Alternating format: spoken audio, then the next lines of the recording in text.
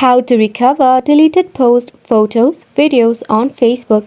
Welcome and let's get right into this tutorial. If you wish to recover any of the deleted posts from your Facebook, follow this easy step. You need to tap on or launch your Facebook application on your mobile device. Make sure you are logged in into your account. To recover deleted post, you have to download the information. In order to do so, at the top, navigate to the three horizontal line. From here, click on the setting gear icon.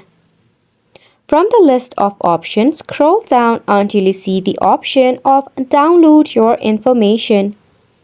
Tap on it. Select on Continue. After which, you will have the option of Download or Transfer Information. Select on it.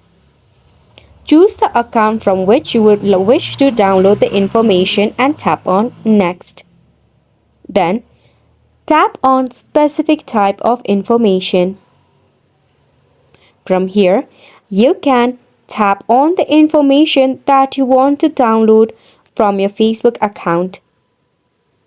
In the case of your post, tap on Feed and Memories.